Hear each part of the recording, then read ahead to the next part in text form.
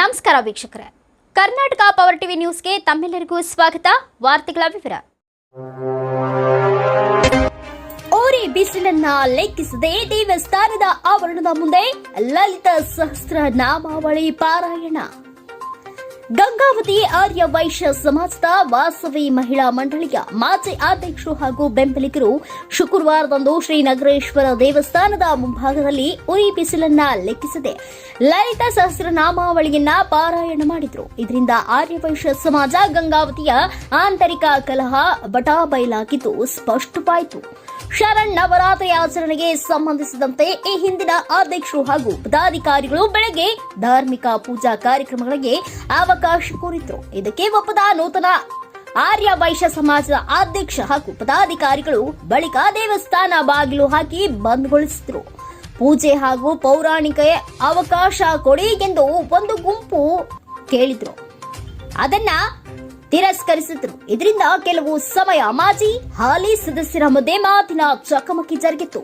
ಪ್ರತಿ ವರ್ಷದಂತೆ ಎಲ್ಲರೂ ಸೇರಿ ಒಗ್ಗಟ್ಟಾಗಿ ಧಾರ್ಮಿಕ ಪೂಜಾ ಕಾರ್ಯಕ್ರಮಗಳನ್ನ ನಡೆಸೋಣ ಎಂದು ಹಾಲಿ ಗುಂಪಿನವರು ಹೇಳಿದ್ರೆ, ಅದಕ್ಕೆ ಒಪ್ಪದೆ ಮಾಜಿ ಗುಂಪಿನ ಸದಸ್ಯರುಗಳು ಛಲ ಬಿಡದ ತ್ರಿವಿಕ್ರಮಣಂತೆ ದೇವಸ್ಥಾನದ ಮುಂಭಾಗದಲ್ಲೇ ಲಲಿತಾ ಸಹಸ್ರನಾಮಾವಳಿ ಪಾರಾಯಣ ನಡೆಸಿದ್ರು.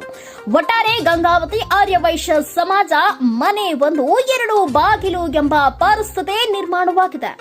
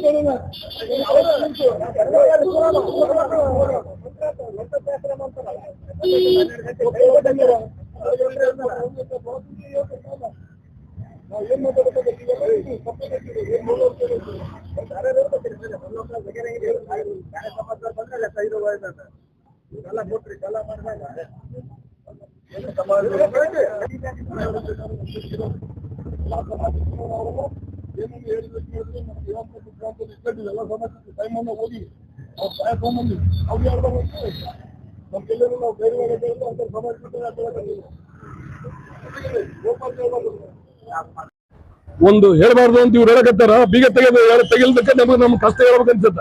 ಇವತ್ತು ಹೇಳ್ದು ಎಂದೂ ಇರಂಗಿಲ್ಲ. ನಮ್ಮ ಕೈಯೊಳಗ ಸಮಾಜ ಬಂದ ಮೇಲೆ ಏನ್ ಡೆವಲಪ್ಮೆಂಟ್ ಮಾಡ್ಬೇಕು ಹೇಳಲಾರ್ದಷ್ಟು ಡೆವಲಪ್ಮೆಂಟ್ ನಾವು ಮಾಡಿವಿ. ನಿಮಗೆ ಪ್ರತಿಯೊಂದು ಹೆಜ್ಜೆಗೂ ನೀವು ಮಾಡಿದ್ದಕ್ಕೆ ನಮ್ಗೆ ಸಪೋರ್ಟ್ ಮಾಡ್ರಿ. ಹೊಂಟ್ರ ಹಣ ಬಾಣ ನಿಮಿಷ ತಡ್ರಿ. ದೇವರಿಗೆ 24 ತಾಸು ಆರಾಧನೆ ಮಾಡೋದು ನಮ್ ಧರ್ಮ. ಇವತ್ತು ಹಬ್ಬದೊಳಗೆ ವಿಶೇಷ ಇರ್ತದೆ. ದೇವಿಗೆ ಆ ತಾಯಿಗೆ ಪೂಜೆ ಮಾಡ್ಬೇಕು ಅಂತ ಮಾಡಿದ್ರೆ ಯಾರು ಬೇಕು ಅವ್ರು ಮುಂಜಾನೆಯಿಂದ ಬರ್ತಾರ, ಯಾರು ಬೇಕು ಸಾಯಂಕಾಲದಿಂದ ಬರ್ತಾರ. ನೀವು ಅದಕ್ಕೆ ಬೀಗ ಹಾಕಿ ಕೂತ್ರೆ ಎಷ್ಟು ಸೌಜನ್ಯ. ಇದು ಬೀಗ ಹಾಕೋದು ಎಷ್ಟು ಸೌಜನ್ಯ. ಇದು ದೇವ್ರ ಪೂಜೆ ಆಗಬೇಕಲ್ಲ. ನೀವು ಅಂದ್ರೆ ಲೆಕ್ಕಕ್ಕೆ 9 ದಿವಸ ಬೀಗ ಹಾಕ್ಬಿಟ್ರೆ ನಿಮ್ಗೆ ಲೆಕ್ಕ ಬಂದ್ಬಿಡ್ತಾ. ಎಲ್ಲಾ ರೀತಿಯಲ್ಲಿ ಅವ್ರಿಗೆ ತಿಳಿಯಾಗಿ ಆದ್ರೆ ನಮ್ಗೆ ಅದು ಒಳಗಾಗಿಲ್ಲ. ದೇವಸ್ಥಾನ ನಮ್ ಸಮಾಜ ಹಾಕಿಲ್ಲ, ಬೇರೆ ಸಮಾಜ ಹಾಕಿಲ್ಲ. ಇಲ್ಲ ಯಾವುದೇ ಸಮಾಜದ ಇರ್ಬೋದು, ದೇವಸ್ಥಾನ ಬೀಗ ಹಾಕಕ್ಕೆ ಯಾರಿಗೂ ಅಧಿಕಾರ ಇಲ್ಲ. ನಿಮ್ಗೆ ಯಾವುದೇ ಸಮಾಜ ಇರ್ಬೋದು, ಆ ಸಮಾಜದವ್ರಿಗೆ ಇನ್ನೊಬ್ರು ನಿಮ್ಗೆ ಬೇಡಾಗಿದ್ರು ಕೂಡ ನೀವು ಬೀಗ ಹಾಕಿ ಇಟ್ಕೊಳಕ್ಕೆ ನಿಮ್ಗೆ ಸಂಬಂಧ ಇಲ್ಲ. ನೀವು ಆ ಜವಾಬ್ದಾರಿ ಇರಂಗಿಲ್ಲ. ನೀವು ಏನ್ ಮಾಡಕತ್ತೀರಿ ಅಂದ್ರೆ ಎಲ್ಲ ಇಲ್ಲಿಗೆಲ್ಲ ಮಾಡಕತ್ತೀರಿ. ಬೀಗ ಹಾಕಿ ಅಂತ ನೀವು ಒಪ್ಪಿಕತ್ತೀರಿ, ದೊಡ್ಡ ಅಫೆನ್ಸ್ ಅದು.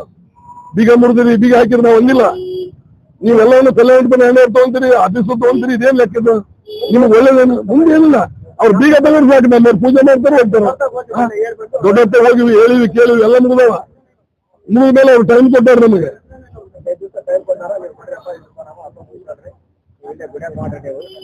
ಇವರು ಮಾತಾಡಿದ್ರೆ ತಿಳ್ತಿಳ್ದಂಗೆ ಮಾತಾಡಿದ್ರು, ಒದಿತೀವಿ ಬಡಿತೀವಿ. ಇದು ಎಷ್ಟು ಸಮಂಜಸ ಇದೆ? ಏನು ಸಮಾಜನ ಏನು ನಾವು ಬೇರೆ ವ್ಯವಹಾರ ಮಾಡ್ಕೊಂತ ಬಂದಿದ್ದೀವಿ. ಒಂದು ಹೇಳಬಾರ್ದು ಅಂತ ಇವ್ರು ಹೇಳಕತ್ತಾರ. ಬೀಗ ತೆಗೆಲ್ದಕ್ಕೆ ನಮಗೆ ನಮ್ಮ ಕಷ್ಟ ಹೇಳ್ಬೇಕನ್ಸುತ್ತ. ಇವತ್ತು ಹೇಳ್ದು ಎಂದೂ ಇರಂಗಿಲ್ಲ. ನಮ್ಮ ಕೈಯೊಳಗ ಸಮಾಜ ಮೇಲೆ ಏನ್ ಡೆವಲಪ್ಮೆಂಟ್ ಮಾಡಬೇಕು ಹೇಳಲಾರ್ದಷ್ಟು ಡೆವಲಪ್ಮೆಂಟ್ ನಾವು ಮಾಡಿವಿ. ನಿಮಗೆ ಪ್ರತಿಯೊಂದು ಹೆಜ್ಜೆಗೂ ನೀವು ಮಾಡಿದ್ದಕ್ಕೆ ನಮ್ಗೆ ಸಪೋರ್ಟ್ ಮಾಡಿರಿ. ಹೊಂಟ್ರ ಹಣ ಬಾಣ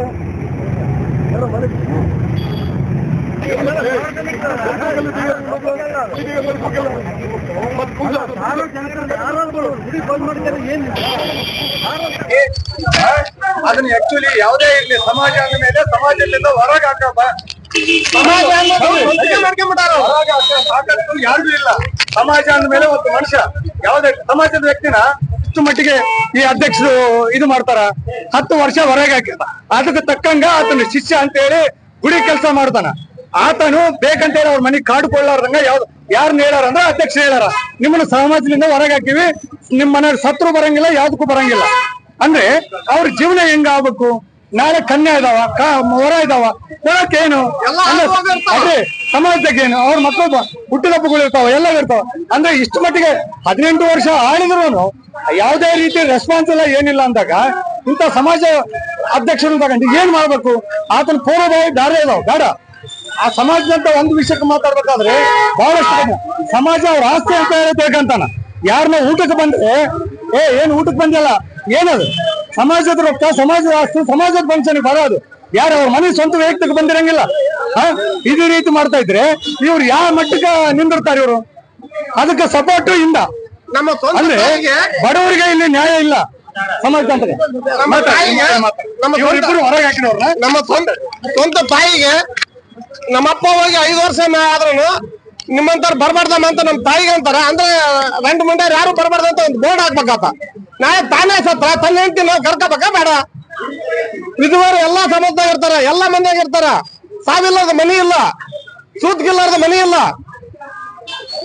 ಇದು ಸಮಾಜ ಅನ್ನೋದು ಬಿಟ್ಬಿಟ್ಟಾನ, ತನ್ನ ವೈಯಕ್ತಿಕ ತಗೊಂಡ್ಬಿಟ್ಟಾನ. ಯಾರು ಅಧ್ಯಕ್ಷರೇ ರಂಗನಾಥ್ ದೊರಾಜಿ, ಮಾಜಿ ಅಧ್ಯಕ್ಷರು. ಬಾಡಿಗಳಾಗ್ಲಿ, ಸಮಾಜದ ಕಲ್ಯಾಣ ಬಾಡಿಗಳಾಗ್ಲಿ, ಗುಡಿ ರೊಕ್ಕ ಆಗ್ಲಿ, ಯಾವುದೇ ರೀತಿ ಆಗ್ಲಿ ಯಾವ್ದು ಇಲ್ಲ ರೆಸ್ಪಾನ್ಸ್, ಯಾವ್ದು ಇಲ್ಲ. ಗುಡಿ ಯಾವ್ದು ರೊಕ್ಕ ಇಲ್ಲ. ಮಿನಿಮಮ್ ರೊಕ್ಕ ಅವ್ರ ಕಡೆನೆ ಅವ್ರವ್ರು ಹಂಚ್ಕೊಂಡು ಗುಡಿ ಸಮಾಜದ ಇಟ್ಟು ಡಿಪಾಸಿಟ್ ಇಟ್ಟು ಮಾಡ್ಬೇಕು. ಯಾವ್ದೇ ಇರ್ಲಿ ಅವ್ರ ಸ್ವಂತ ವೈಯಕ್ತಿಕ ಬಲಿಷ್ಠ ಕುಂತಾರ. ಸ್ವಂತ ವೈಯಕ್ತಿಕ ಬಲಿಷ್ಠಂದ್ರೆ ಅಂದ್ರೆ ನಾಳೆ ಈಗ ಯಾವಾಗಾದ್ರೆ 8 ತಿಂಗಳಿಂದ ಜಗಳ ಆಗ್ತೈತಿ, ಸ್ವಲ್ಪ ಮಟ್ಟಿಗೆ ಅಮೌಂಟ್ ಡಿಪಾಸಿಟ್ ಇರ್ತಾರ. ಇಷ್ಟು ಮಟ್ಟಿಗೆ ನಾವು ಇವೆಲ್ಲ ಕೇಳಿದಕ್ಕೆ ಅವ್ರಿಗೆ ಬಂದೈತಿ. ಈಗೆಲ್ಲ ಆ ಸಮಾಜದ ರೊಕ್ಕದಿಂದ ಅವನ ಅಧ್ಯಕ್ಷ ಆಸ್ತಿಗಳು ಮಾಡ್ಕೊಂಡು ಡಬಲ್ ಮಾಡ್ಕೊಂತದ. ಅವನ್ ಫಸ್ಟ್ ಏನ್ ವ್ಯವಹಾರ ಅನ್ನೋದು ಏನು ಗೊತ್ತೈತಲ್ಲ. ಅಧ್ಯಕ್ಷ ಆದಾಗ ಏನ್ ಆಸ್ತಿ ಇತ್ತು, ಏನು ಇವೆಲ್ಲ ಐತಿ. ಬಹಳ ಮಟ್ಟಿಗೆ ಇದು ಬಹಳ 1 ವರ್ಷದ ಸಲ ಮಾಡ್ತಿದಾರೆ ಇವ್ರು. ಅಷ್ಟು ಬಿಟ್ರೆ ಬೇರೆ ಏನಿಲ್ಲ.